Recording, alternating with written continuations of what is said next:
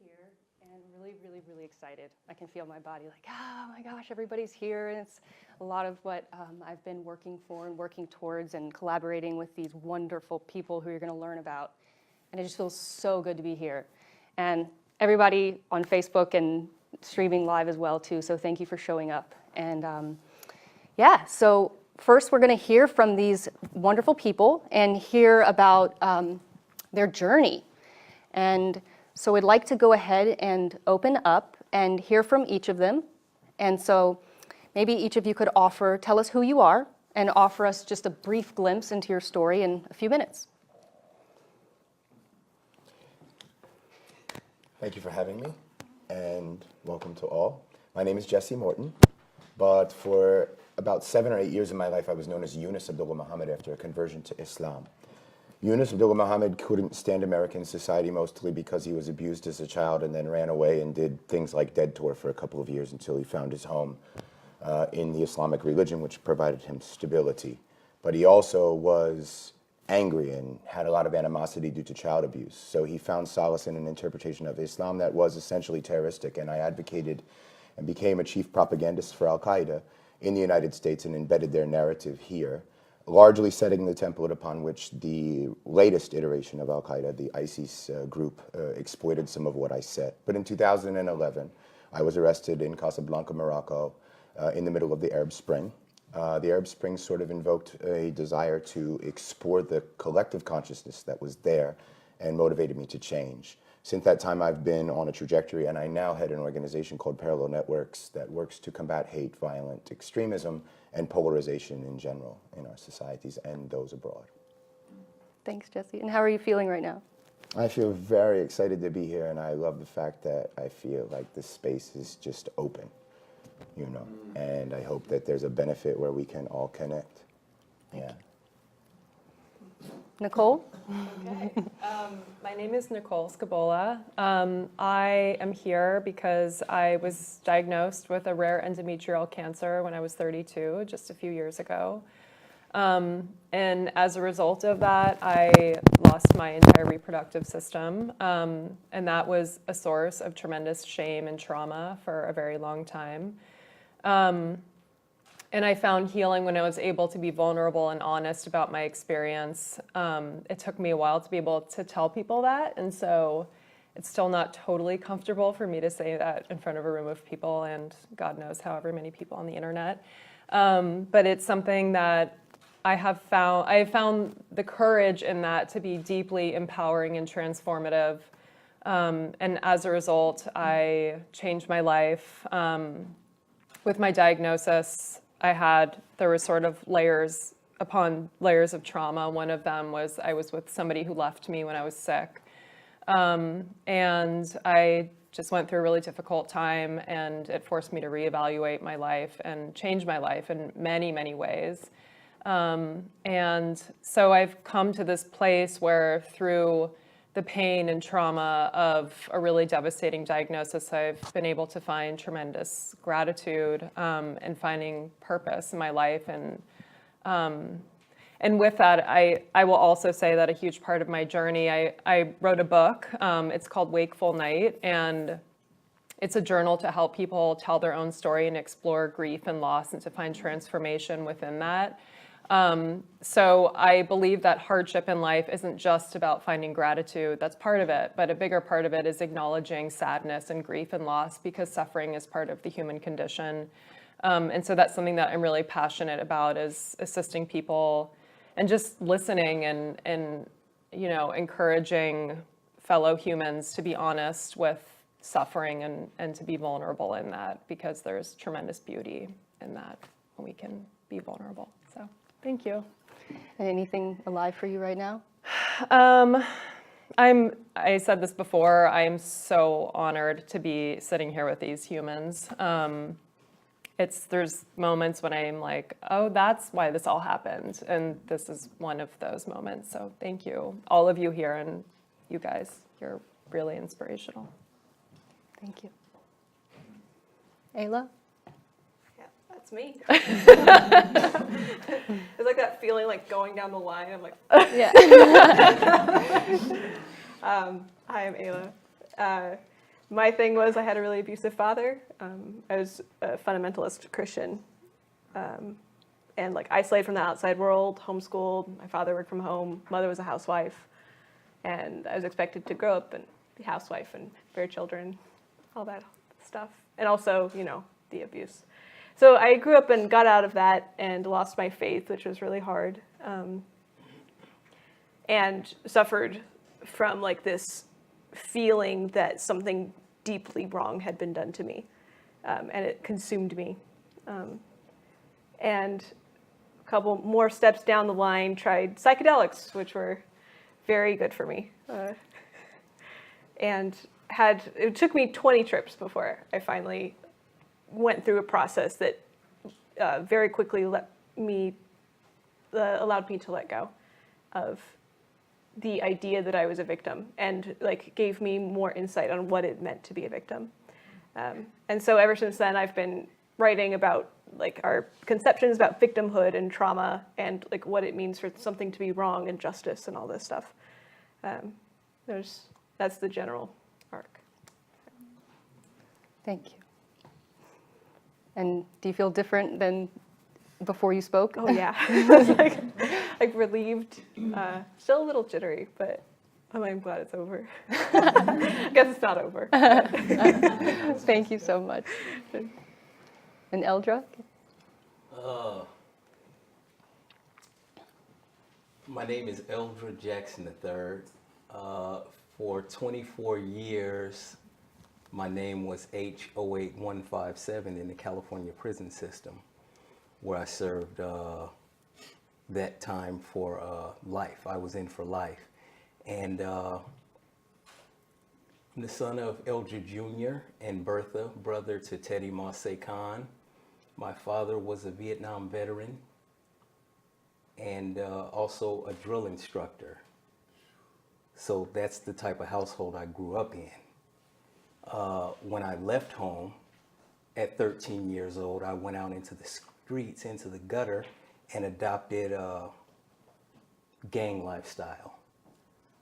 So I had a rigidity in the household that made me well suited to function extremely well in a lifestyle that rigidity and an adherence to rules and regulations and guidelines. Yeah, I thrived in that.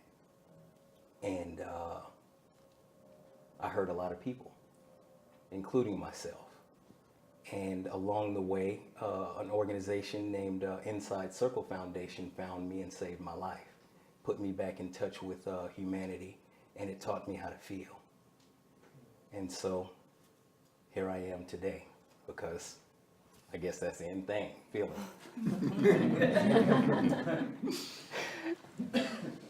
And what are you feeling? I got a sensation going on from the tip of my toes up to the top of my head. It's like electricity, and it's nervousness, it's fear, it is aliveness, it's joy.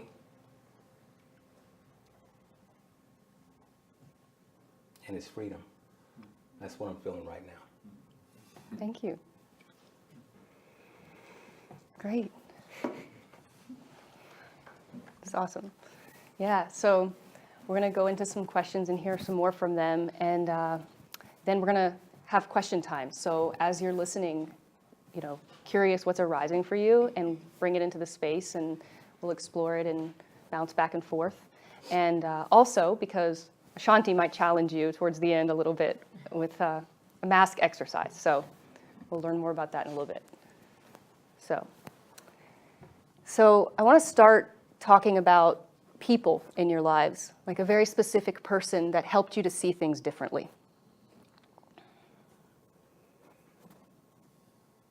Let's rotate initially. So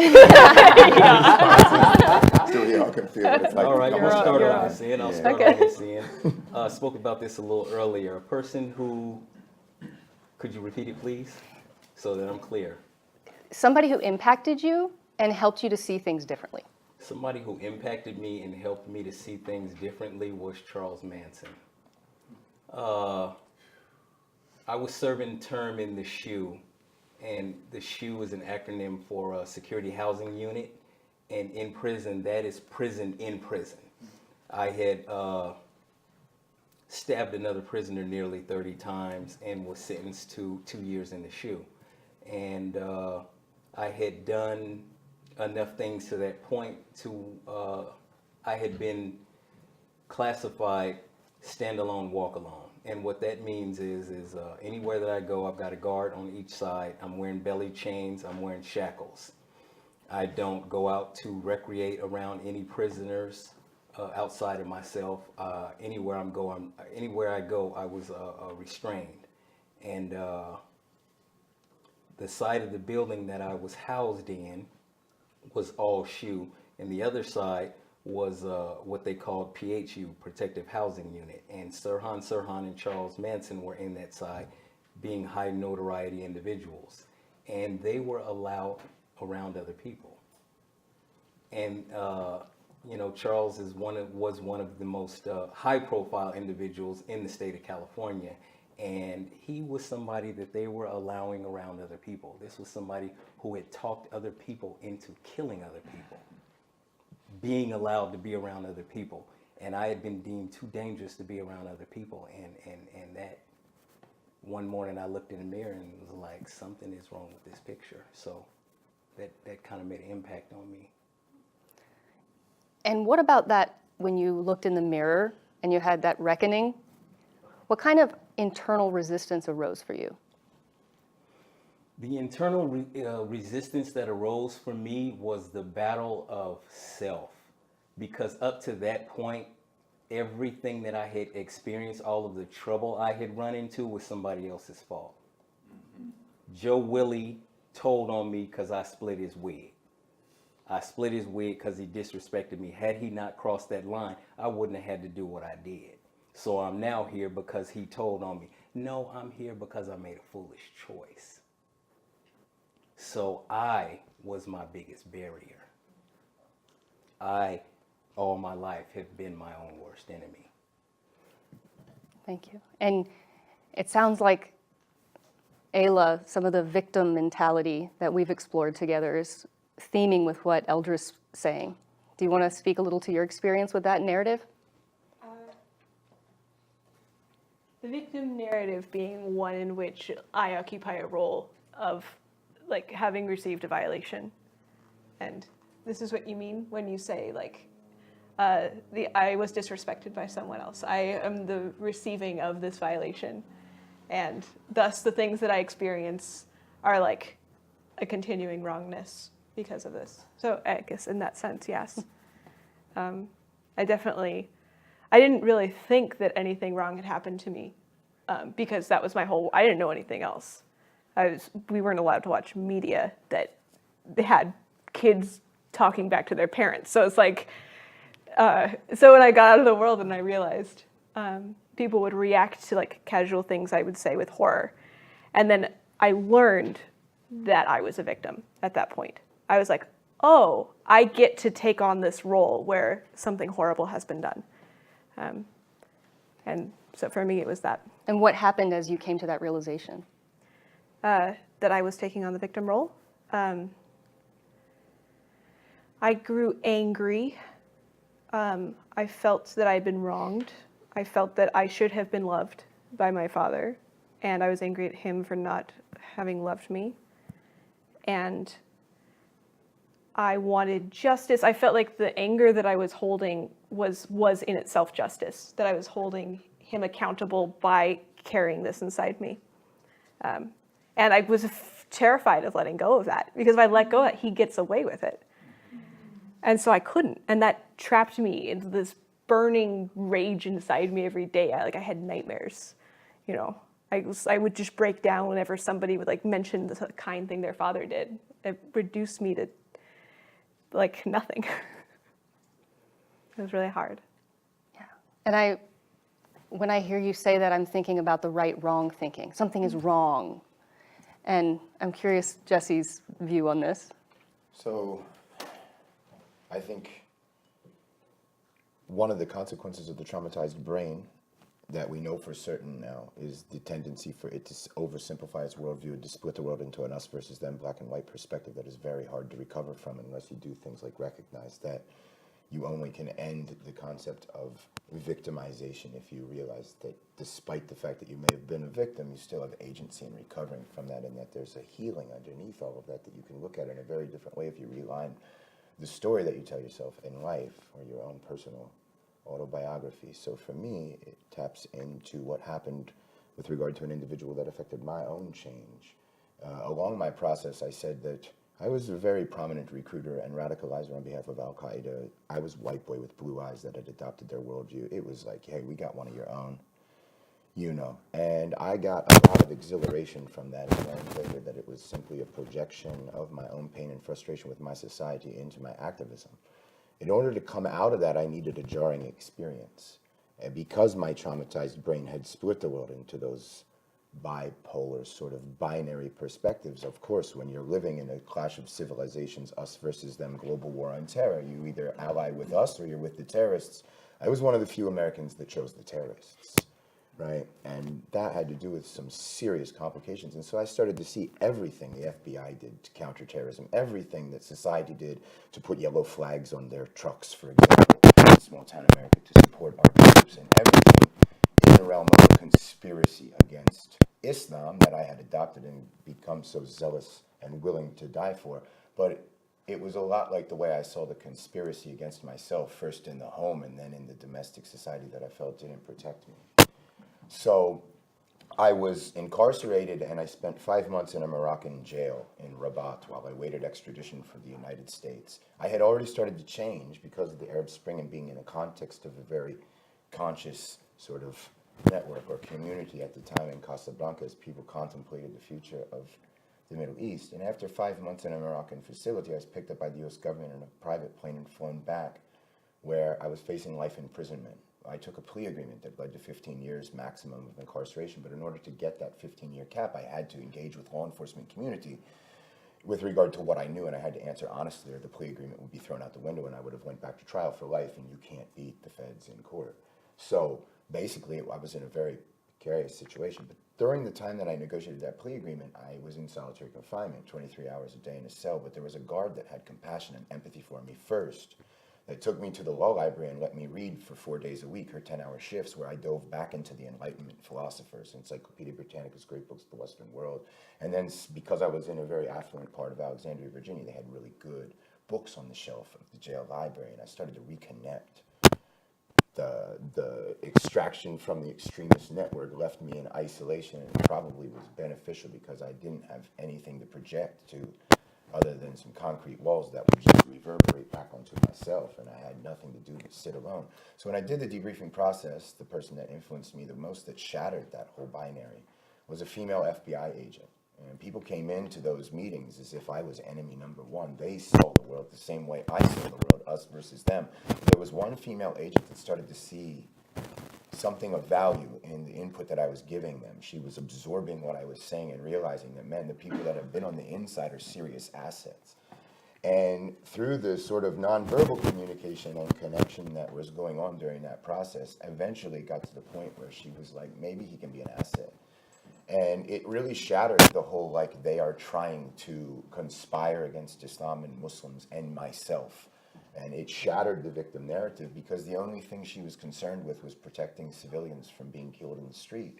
She didn't even care if the Muslims did X, Y, or Z abroad, but her job, her task was domestic, and it was a righteous one.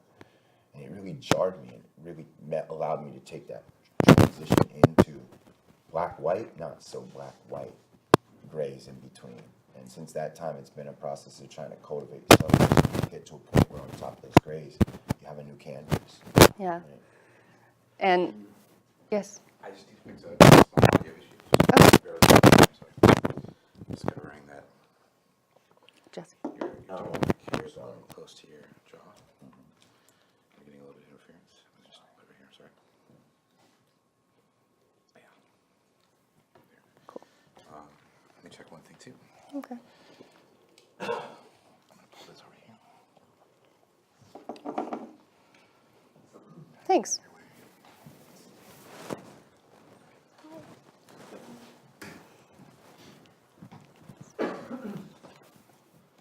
Thank you, Tracy. Okay, so yes, still here. Hi. So when you said canvas, I was thinking about your art, Nicole, and how you spoke about the complexity of grief and the expression of that in art. Yeah, so I guess I'll start by talking about a couple of people who were really influential for me. And two of them, shortly after my treatment, I was living in New York. I just moved from there a few months ago, but I was not in a state to be living in New York. So I left and I came back to California, and my parents weren't living in my family home, so I was living in like the woods by myself, and I joined this writers group. And two of the people in the group who are now my very dear friends, both focused a lot of their artwork on grief. One of them had a stillborn, and she wrote this really beautiful book about it, and another one had lost her mother, and she made her master's thesis in art school about grief. And I grew up in a home. My father is, bless his heart, he's Croatian, and very tough. Like I grew up, you're tough, you get through things. My sister actually had Hodgkin's disease when she was 17. And I think as a result of that, a lot of the toughness was sort of placed on me in my upbringing, and like you just grin and bear it and you keep on going. And so I really had absolutely zero tools to actually understand what was going inside of me and to explore it. Like all I knew is I just wanted it to go away. Like I just wanted to go back to normal. And I literally could not do that. I tried and it didn't work. And so when I was able to see by example these two people who were making beautiful artwork, both visual art and writing about loss, it really opened up a whole new world to me. That so much of New Age culture, which Aella and I were just joking, she was like, that little altar over there, she was like, how do you know every single thing on there? Because I'm like pointing to different things, but what's this? Like, that's sage, that's a flower tincture, that's a amethyst, it's like, I mean, I've been through all the New Age dogma and all the self-help books, and there are, there's some good stuff in there, but at the end of the day, I feel like a lot of New Age culture and a lot of American culture is just like, oh, brush all that hard stuff aside and focus on gratitude. And you know what? Sometimes you just have to feel like shit, and you have to be sad, and you have to just allow yourself to be in that place. And once I saw other people model permission and model what it looked like to actually sit in the space of discomfort and suffering, that is when I found transformation and liberation. And that became a tool for me, both visual art. I started drawing, and I started exploring printmaking and writing, and I actually made an illustrated memoir, and then this culminated into this book that I had published in the fall. And that is where I really found freedom, because I finally was able to surrender to suffering. And during this whole process, when I came back to New York, I joined a Zen Sangha, and Zen philosophy is so beautiful in that it really permits suffering, right? Suffering is a part of life. And it's funny because I'll tell people that, and they're like, oh, that's so morbid. And I'm like, no, it's not. It's just, we're all going to die. We're all going to get sick. Like, life is hard. And so when you're able to, my experience was that when I was able to accept the sadness, it's when I was really able to open myself up to the absolute beauty of life and of being alive and being grateful for being alive, and also experiencing the nuance, right? Like, there's so much nuance in grief. I think there's so many folds of sadness and beauty and reverence and melancholy. And so as a creative, I I mean, it's not always comfortable. I don't always enjoy being sad, but I also it's just rich. And so I feel like part of my purpose and my mission in my life now is to give people the permission to just go there and really explore the folds of loss and suffering, because there's so much beauty in there. And thank you. Aella, from what she's saying, can you speak to how psychedelics facilitated your ability to explore some of those nuances? Well, it's hard to run away from psychedelics. I don't know if you've ever tried, but like if you're tripping and then you're like, I don't want to look at that right now. The psychedelics just craned your head over and you're like, no. So I mean, in that regard, like it's very efficient for just putting you right there. But it also like showed me that, I mean, in regards to grief specifically, that like grief isn't scary, it's just grief. Like pain is something you can endure infinite amounts of because you're enduring it. Like what's the litany of Gendlin? Is like, I'm not going to quote this right, but it's like, don't be afraid of what you can endure because you're already enduring it. It's already true. Like don't be afraid of the truth that's happening right now. Yeah, and you did speak to when you first started taking psychedelics that there was a period of time where you felt a lot of emotion and pain rising. Yes. And it was really hard. Oh, yes. It was agony. I mean, as pain tends to be, agony. So the process that led to me forgiving my father involved accepting that agony, basically. So there was one trip where I listened to very sad music, and I sat down, I cried a lot, and then I relived everything as in the greatest pain that I could. But it wasn't anger at this point. It was just grief over the things that I felt that I had lost, and the friends that had been banned from my childhood because I had done a tiny thing. Like, it was just there. And then I went through this journey. And then at the end of it, I realized that I was so grateful, so happy.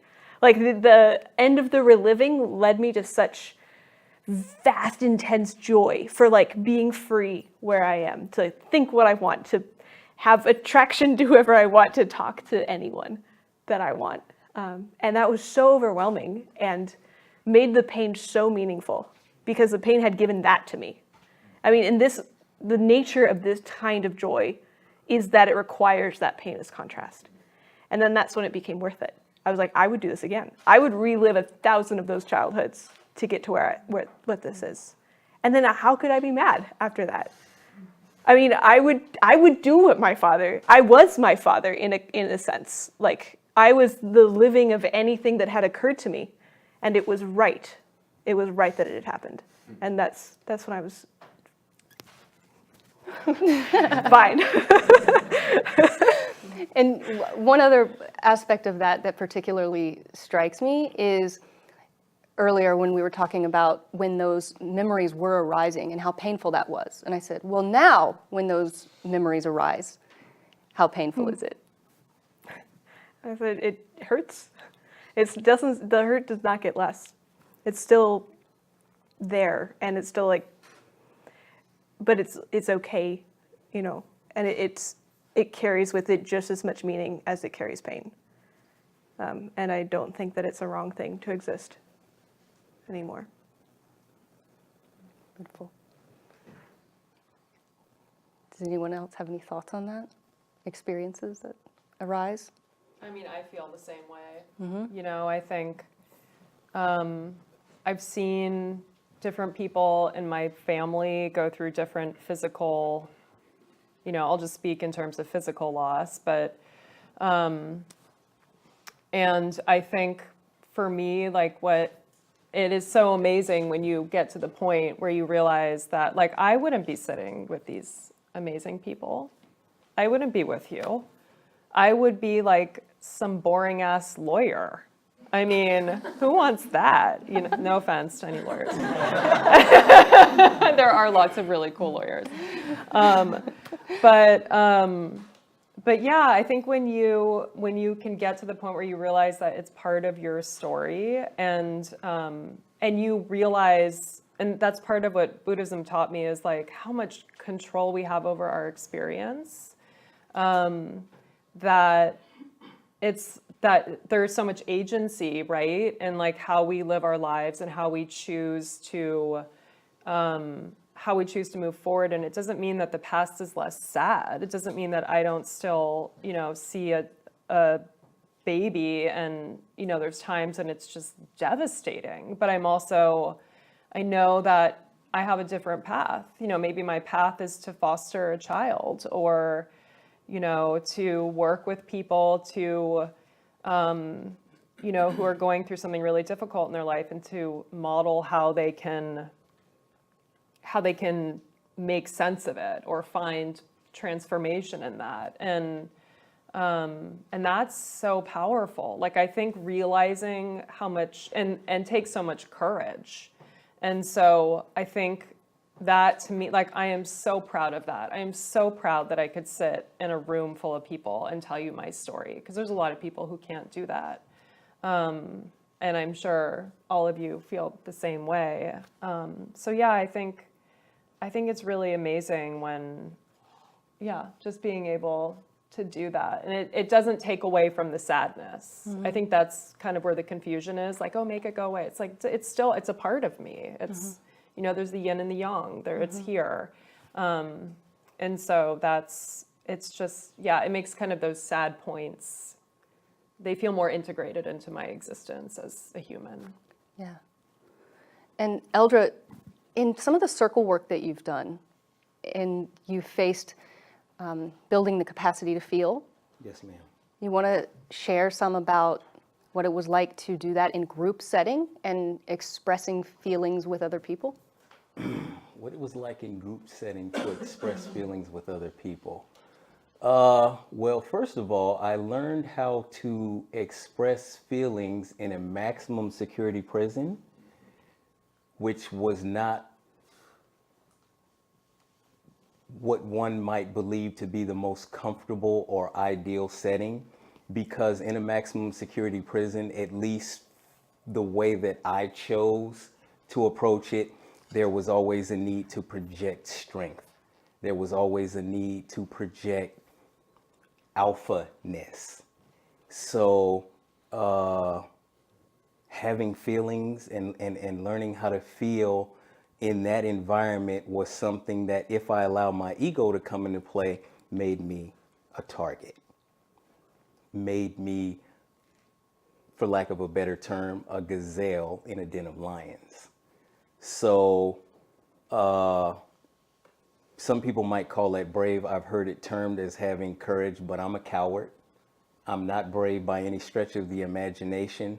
I just had come to a point where I had no other option. If I wanted to live and look in the mirror and be able to accept what I saw in the mirror.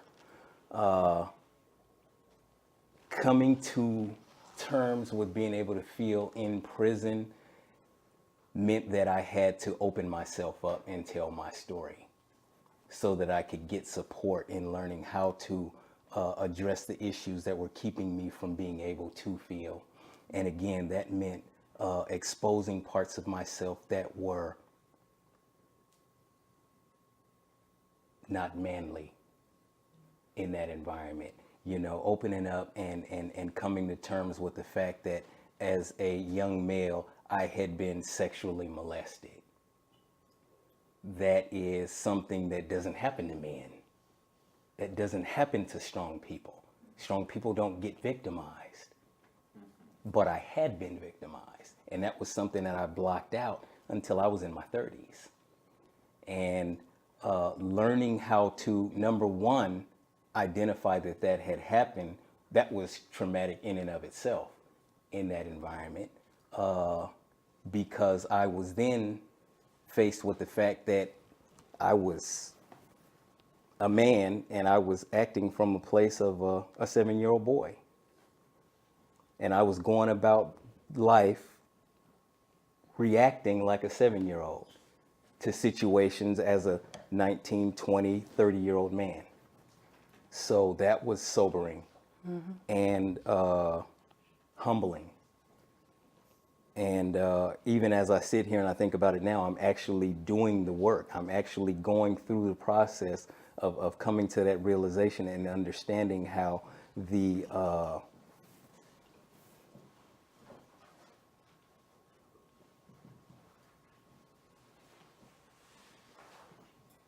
way I formatted my brain to function at that age, and then went through life with that mindset for so long, and dealt with people and viewed myself for so long. It's actually embarrassing. As I sit here right now, you asked earlier what we feel. Right now, I feel shame that I was ill-equipped to recognize that that's who I was and what I was going through, and was too much of a coward to seek the help that I so desperately needed and didn't know that I needed. It was easier for me to, again, make everything external. Well, it's your fault. You were driving down the street. Had you not been driving down the street, I might not have busted you in your head and took your car. You should have stayed at home today. That's how I used to rationalize things. What was up, I made it down. What was in, I made it out. Yeah, it's a trip. And what about now? Now, every day is a struggle. Honestly, every day is a struggle because that was the lifestyle that I chose. And I'm 47 now, and I started doing this work. I was 32. So I was that longer than I've been this. And I was addicted to that. That got me off. That was my Jones. That's how I got my fix. So every day, that was my addiction. So every day I wake up, okay, yesterday is gone. Today I have to commit to not allow those things to come back up and run my show, because it's real easy for me to go on autopilot and allow those things to run the show, to allow my triggers to come up, and then boom, I just go blank. And they'd be like, man, Eldra is tripping. No, I'm not Eldra anymore. I'm Vegas now. Jesse, it's great. No, it's fantastic. I want to hear what it is that you feel moved by that he's saying. I mean, the dual personalities that exist inside. You know, I lived so many years of my life as ideologically driven, thinking that I needed a cause outside of myself to believe in and to put myself forth. And you can relate with somebody who would be in a gang setting or in a prison setting where it is a collective consciousness that is in some ways providing you things that you crave in life, like meaning and camaraderie and significance and brotherhood, so to say. But I was just drifting on autopilot because my Islamist self gave me a sense of structure where there was none. So it rescued me from that addictive personality, whereas I was like traveling with the Grateful Dead and hanging out on like hippie parking lots and hustling, but also eating LSD inside of the conscious. But life was not working out so well because it started to become heroin and a little bit of cocaine. And the reason is because I woke up every day and I just needed to have some excitement. And then you become a fundamentalist, and in reverse, you realize that the ideology became the addiction because I had detached myself so much from my body that I existed in two realms at the same time. And I formulated another person, Yunus Abdullah Muhammad, who functioned as a parasite. And he ate me to the point where I was on autopilot because Yunus and the ideas were in charge. But the only reason I adopted the ideas was because I needed to get outside of myself. Right? And so the ideas I adopted were totally in conjunction with a victim narrative and archetypes that I had built inside of myself that had a lot of anger due to the fact that I perceived myself a victim in my house and in society, and then in the context of, I oftentimes say, were I born 30 years earlier, I would have been handing and pamphleteering, on factory worker floors, but it just so happened that the wave of counterculture that I adopted was jihadism in the context of a global war. Right? So Yunus Abdullah Muhammad, the ideologue and the one that was numbing the need to look inside of himself through the adoption of dogma and an identity, which could be akin to the way people adopt New Age sort of mentalities, because it is sort of like an aspirin, right, that will prevent you from getting inside. And you can find sense of community inside of any little network. So it's that interplay between the individual, and you can become the network because you get that collective consciousness and that synchronicity where everybody claps at the same beat. And so you're no longer yourself, you are the movement, you are the group that you belong to. And any group that is exclusionary to that degree has characteristics that are going to make you adopt that sort of black and white worldview that allows you to be eaten by the group and become part of it and move in conjunction with it, like the Matrix, so to say. So I can understand, because now that I've come full circle, I haven't come full circle because it's like Eunice is still there. And Eunice was there because Eunice left and he de-radicalized and he became the same person he was when he adopted Islam to get him that structure. He forgot he was an addict. And he forgot he needed that thrill, so he got thrill in other ways. He was an FBI informant, and he was outed in the Post, and he got a job at George Washington University program on extremism where he was on the front page of the New York Times, and he had all of the media focused on him, and he outed his mother. And then he's like, oh shit. Jesse and Eunice are still here. Like, he's angry, but he feels liberated, and then he also feels guilt and he feels shame. So what did Jesse do? He went back to Eunice, but he went back to Eunice in a different way, whereas on Thanksgiving in 2016, having gone through all of that, I was supposed to go home to see Mom for the first time since I had come out as America's first former jihadist, and told that the root of my problem started in the home when I was a child with abuse. And the only response I got from my mother, I think I expected her to send me an email and say, let's talk, I'm sorry for what I did to you. And instead I got an email, fuck you, all caps, nice, have fun interviewing. So as I sat in that car and prepared to go home for that Thanksgiving, I didn't make it because I forgot that the same addictive, thrill-seeking personality was there. And so instead I went to numb my pain in the hood and relapsed after 14 years of sobriety. And then proceeded to throw it all away and went on a binge from Thanksgiving to Christmas, whereafter I was ultimately incarcerated. And just to summarize, what happened as a result of that was actually that the suffering became a benefit that I would not correct, because I was a tool, right? I was a tool that allowed me to attach problems and issues that I saw were real, but I attached them with the same level of consciousness that created them in the first place and bought in to the same us versus them paradigm that extremists gave me. And so then coming full circle and being able to go back and get myself on track and realize that I addressed the ideas which were a symptom of the root disease. And in order to get back to that, you have to get into that trauma, and that trauma can be shifted off of you. And then once it's outside of yourself, you can look at it, and I'm starting to get to that point where I can look at Eunice when he comes back as if he's really not part of me, because I can retain myself. And so I'm looking at Eunice and I'm realizing that, like, yeah, you want to come back, but I have so much enjoyed getting to know you and learning from you that I think that you're like an asset, but like you just can't exist anymore. And that suffering becomes like purpose, and it becomes almost divine, I think, because then you can tap into that consciousness that really is where you're supposed to be. Like, you can't just remove somebody from an organization or a movement or a group or a sort of sense of understanding. You got to give them an alternative to believe in. You got to give them the same sense of meaning, significance, and camaraderie. And that's what consciousness does for you, because then you realize that you don't have to look for a network outside of yourself. Like,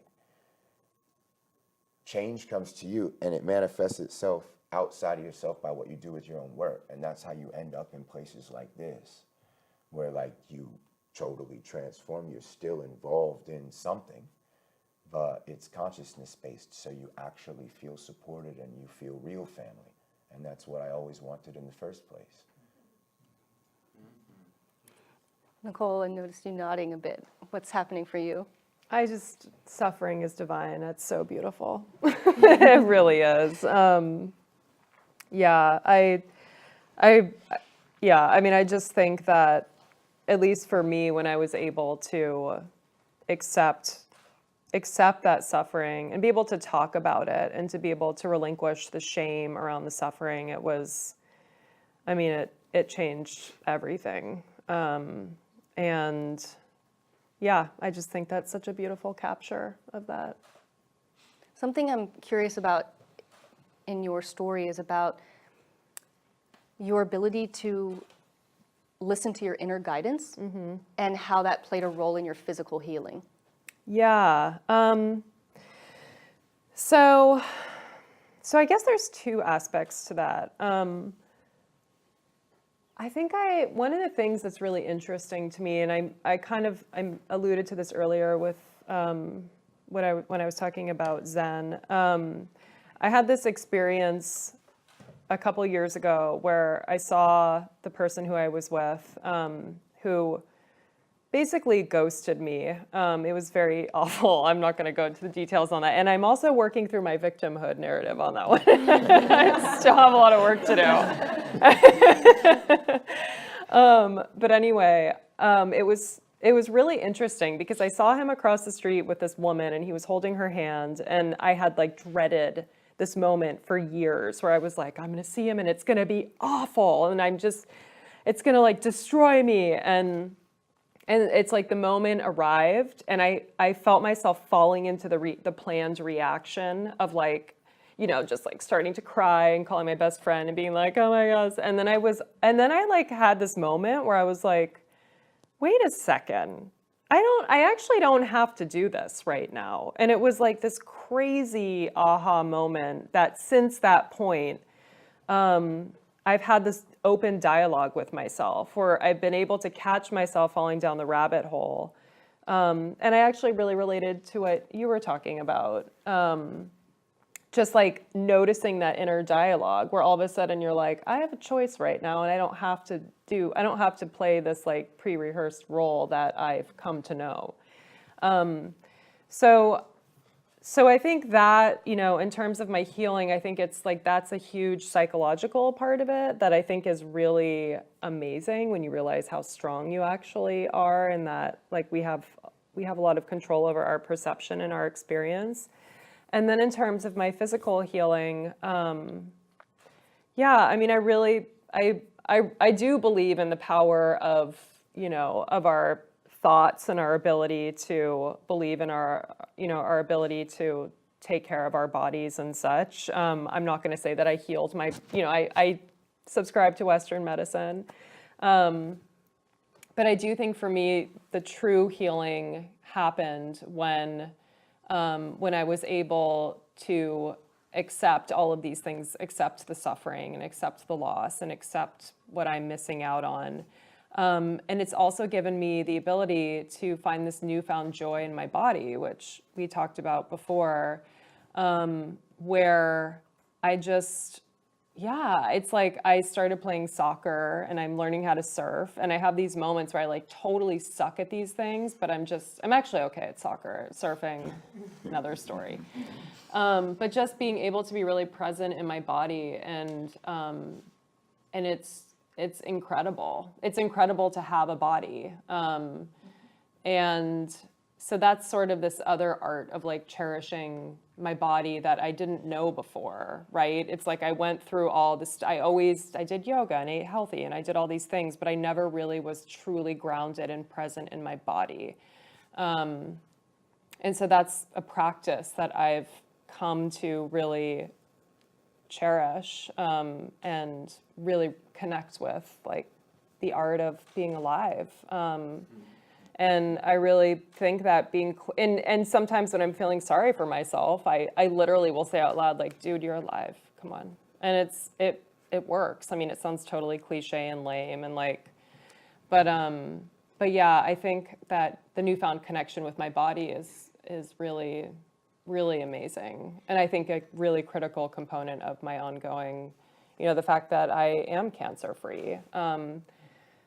And I will also add a caveat that there are lots of people, part of my mission now with the work that I do is also taking away the shame that we put on people who, you know, who die of cancer. There are a lot of people who have serious illnesses and they fight hard and they do all the things that I do and they're not so lucky to live, and it has zero to do with their positive thoughts. So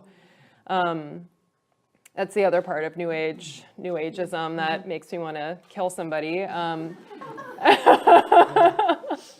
Sorry, we don't give ourselves cancer. Like, I mean, I think that stress and certain belief systems contribute to physical health, but I think we need to stop shaming people around, you know, things that are ultimately out of our control. So anyway, that's my little rant. Thank you. Aella, I'm curious, what do you think trauma is? Wait, I thought this panel was about pet care.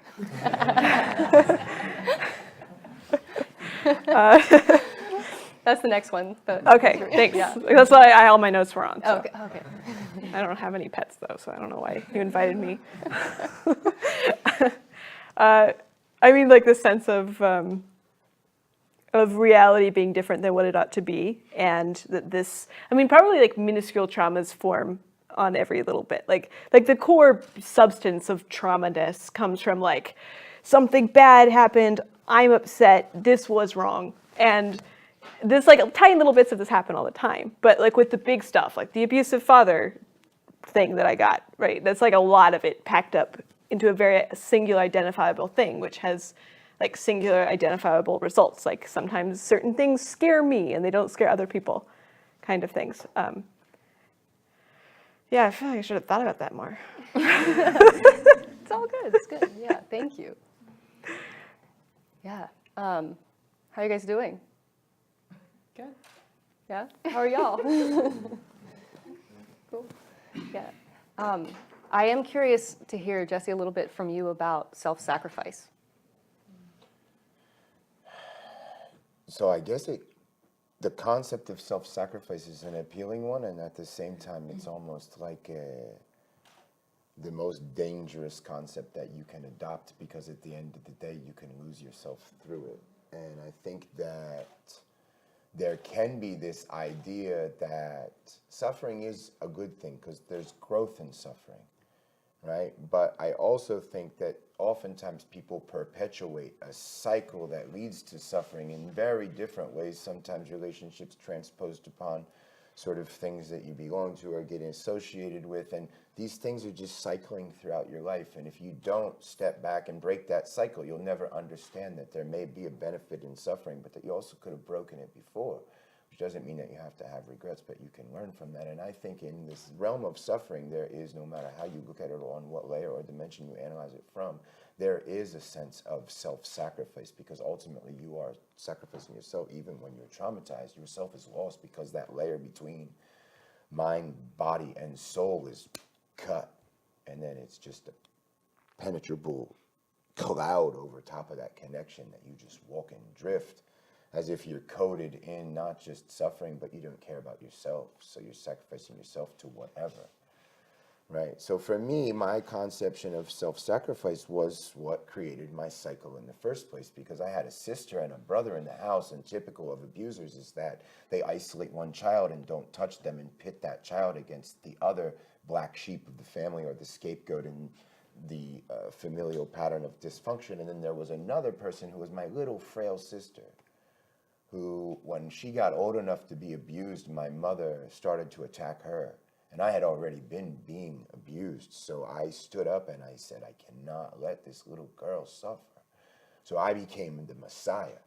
No, you're not going to hit her, you're going to hit me. And I acted even worse to keep the attention on me. And I portrayed that self-fulfilling prophecy, and I adopted this position as if self-sacrifice was a good thing, because I was serving, my sister. I was the protector. But as a consequence, I was further and further putting myself into this I need to suffer realm. Let me search for suffering rather than search for an understanding of suffering, like Job, so to say, where like there's an ultimate learning process, because he still had to hold on through the trials and the tribulations. There was still that piece of consciousness that remained. So from there, I went on to very easily adopt the concept of self-sacrifice at school, which became self-sabotage, and at 16 took off. Right? And then when you see the global war on terror and the black and the white and the American society that you turn to separate you from the abuse, right? failed you, there's a very easy inclination and ability to align yourself with those that offer you an outlet to project that resentment. And so self-sacrifice in the age of the global war on terror is like totally possible, particularly if you ally with the terrorists. I mean, that's what they call to. We love death more than you love life. Sacrifice yourself for the cause to the degree that they tell you to sacrifice yourself on the street by strapping explosives to your chest and blowing up innocent civilians that very well could have been your grandmother. I didn't wholeheartedly support that view, but I was numb, right, to the consequence, because I got so sucked into that idea that self-sacrifice was a route towards now paradise, like eternity. Like, what an appeal. You can just end yourself here and just move the hell on, because things here are just full of suffering. And I think everybody has this, like people that get involved in bad relationships sacrifice themselves all the time and just continue to break up at the end of it and pick back up and project, because they haven't learned from it, the very same relationship in a very different way over and over and over again, usually sometimes often till they die, because they're already overcome by the darkness that is that separation of the soul that exists between the body and the mind, that they're just too clouded to recover, or it takes just too much work to do.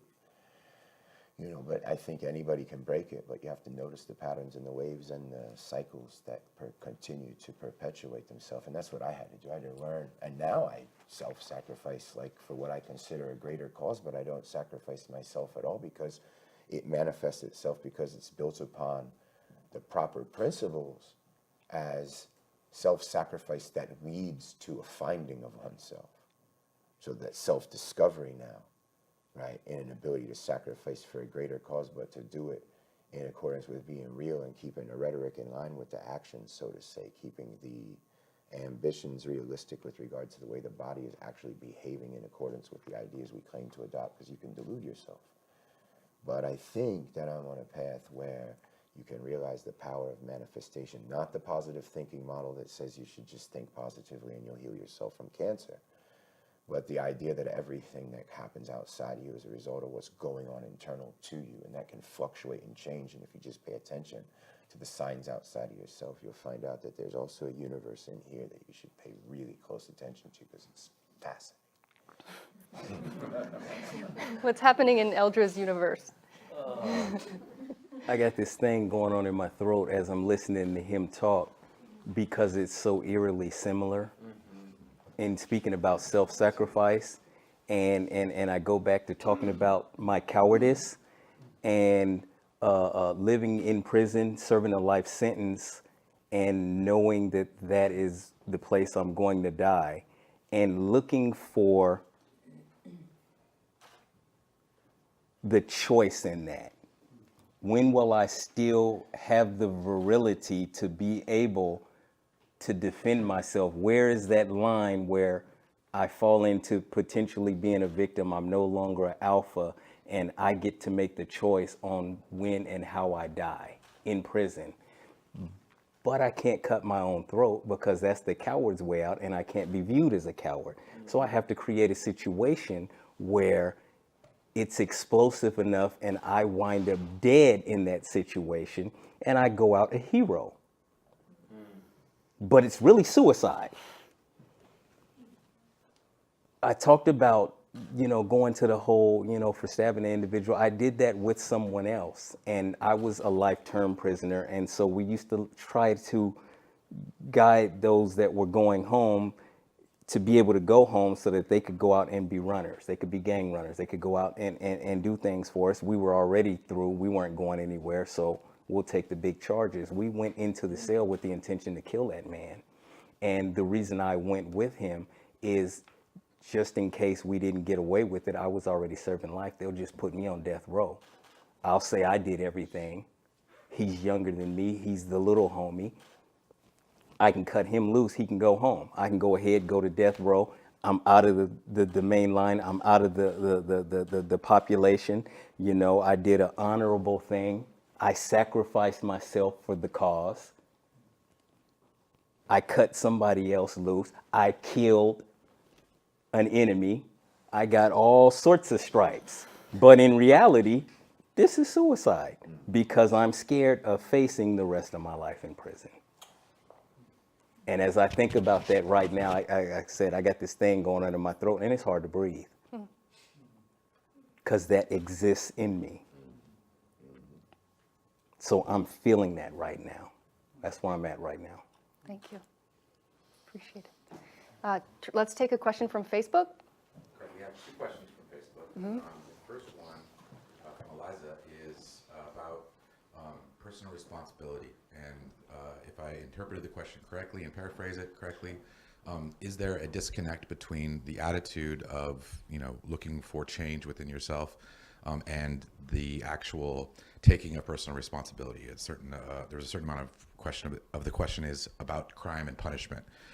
Does somebody still deserve to face punishment for the things that they have done, even reflecting the change that they're willing to do within themselves, and so on? How does that affect, and they used a term like a victim mentality, if they do not receive, disciplinary action or something like that? So the question, I guess, is, again, to paraphrase it correctly, does this take away from the need to discipline people, or is this in addition to, or does it change that dynamic in some way? Can I answer that, please? Sure. Yeah. Love it.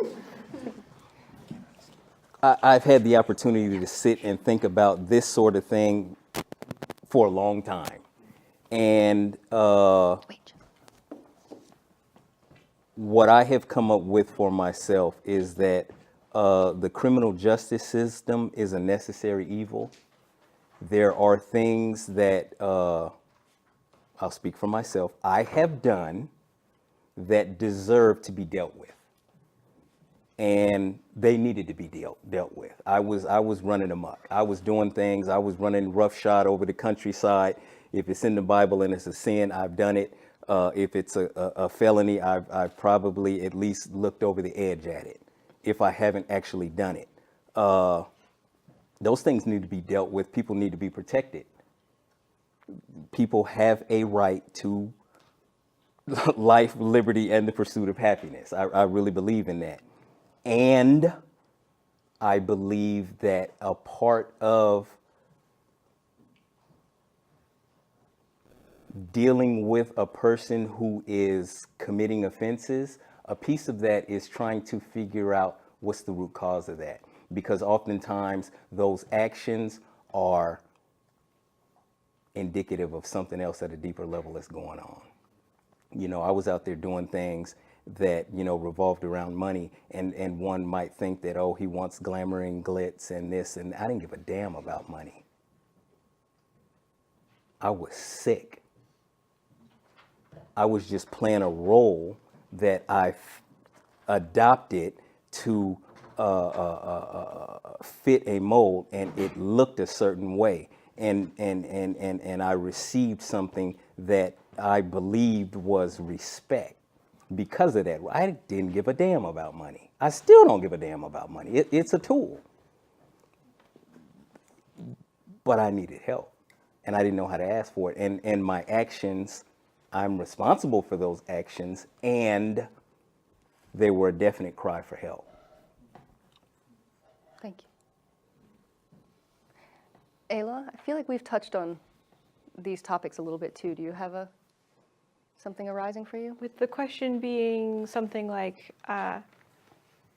is the acceptance of a thing permission for that thing to happen again? Is this? Yeah, or perhaps not condoning behaviors from somebody while also seeing that there's a deeper cause simultaneously and addressing both. What does condoning mean? Like, what happens when we condone behavior? Are we saying that you've committed a behavior, and if you do it again, there will be no negative repercussions? Like condoning and punishment and all of this stuff, responsibility, deserve, seems like social constructions designed to have people act in certain ways and not in others. They're just like an incentive structure, basically. And so, I'm totally fine with an incentive structure. But an incentive structure seems to have nothing to do with whether or not somebody's committing a grand sin, or if something somebody's doing is wrong or right. We can have an incentive structure about the way the world works without ever having to call anything wrong.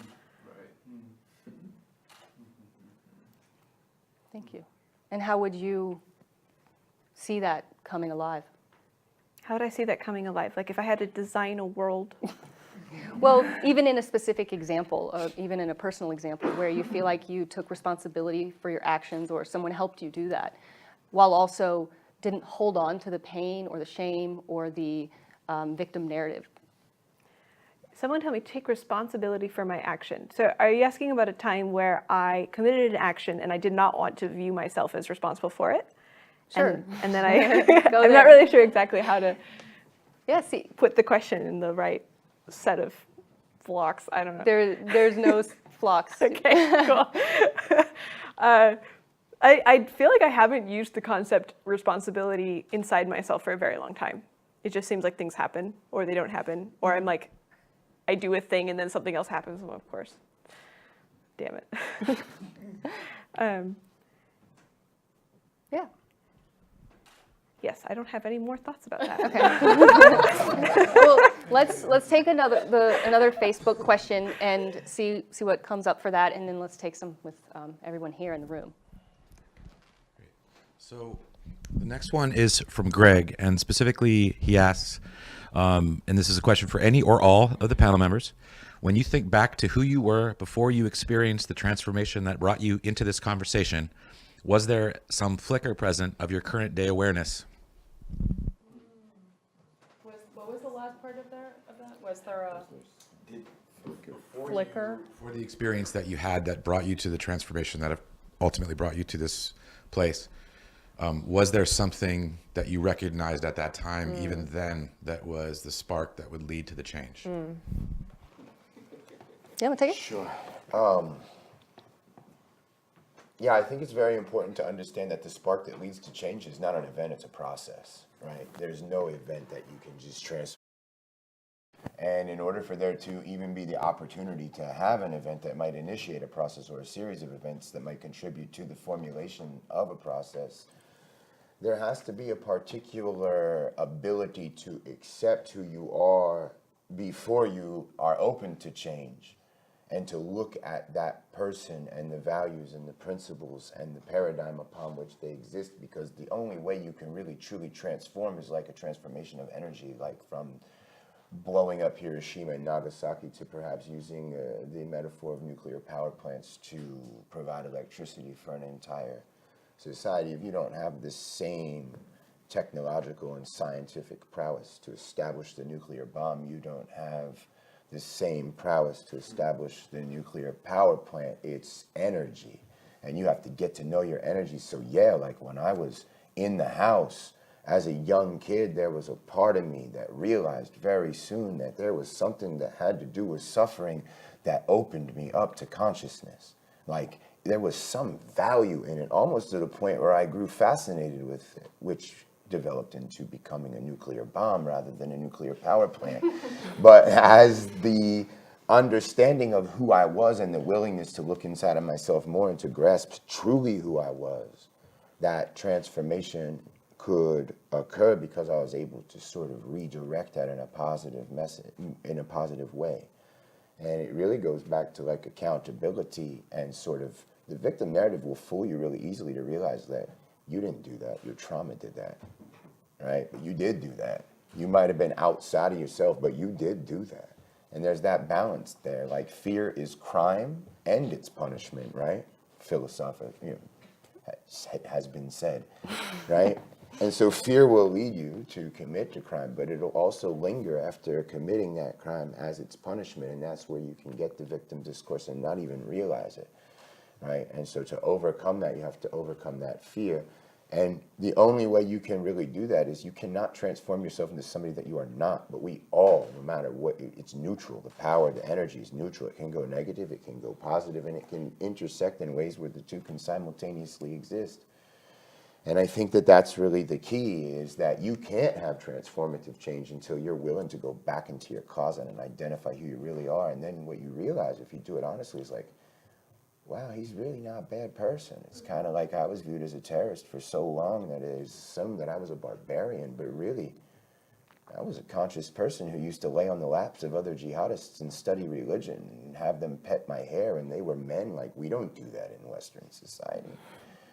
But that need for compassion developed into anger and animosity. The exclusion was part of that black and white worldview, but that same ability to share myself with others that was always there was the thing that was facilitating my ability to find a new sense of belonging somewhere else and to be open and receptive to change, but only because I knew that was a part of me.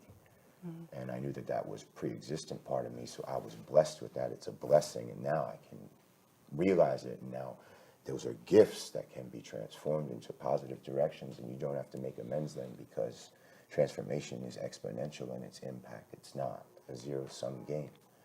And I think that, it's safe to say that everybody on this stage can probably relate, I think, with transitioning those negative sort of things that you understand about yourself into positive directions, and finding that that's really what life is a process of trying to grow and to develop and to constantly be open to change and to embrace it beyond just using it as a source of guilt and fear and justifying it by not taking accountability and realizing that you too have a power to exist in that space between stimulus and response that is power by taking control. Thanks, Jesse. So does anyone else want to speak to a flicker? And then let's take a quick break and hear what's up for you guys. Any other flickers that... I'll speak to a quick flicker. I mean, definitely not, like, we're not talking same magnitude here. But I guess since we're also talking about masks, I think for me, so as I made my lawyer comment before, I went to law school, I was working in the business world, I was living in New York City, I was, commuting in a subway, wearing my like power heels, and I think underneath that, my flicker was just always this like creative gnawing that something was wrong, and I was like, yes, it felt good to get a nice paycheck and to be able to go on a vacation, but there was such an emptiness with that. And I think that what I ultimately learned is that I just had been performing for the wrong reasons. And I think, I love what Jesse said about this idea of a transformation, is that we have this this cultural myth that you decide, like, I'm going to be an artist, and all of a sudden you wake up and you're like showing in galleries and you're fine. And it's like, oh, there was a lot of suffering, like I was poor. I was, after having cancer and coming back to New York and then I started working as an archivist at an archive, and I was doing things that were I had no training to do, and I started at the bottom rung, and I was in my mid-30s working alongside like the 20-year-old interns, you know what I mean? So I think it's really important to remember, and for me, and I always tell people this, is like, I saw my North Star, and I knew in my heart that I was headed in the right direction, but it doesn't mean it was easy. It was work, and it was poverty, and it was self-doubt and shame and suffering and all these things, but I never doubted that I was doing what I was meant to be doing. And so I just say that because I think it's so important. I mean, I need to hear that, it's like, it takes transformation, even if we have the flicker, even if we know intuitively that we're headed in the right direction, it's still, I know that everybody in this room knows what I'm talking about. It's like, it's a really difficult process. And I think, finding humility in that and finding courage in the face of societal norms or whatever it is to follow that intuition is, it's very character building. But yeah, so it's listen to your flicker, but know that it's not going to be easy. Listen to your flicker. So I think that was Greg's question, thank you. And Eliza was the first one, so thank you guys for participating with us here. So let's take a quick break, and then I want to hear what you're curious about. And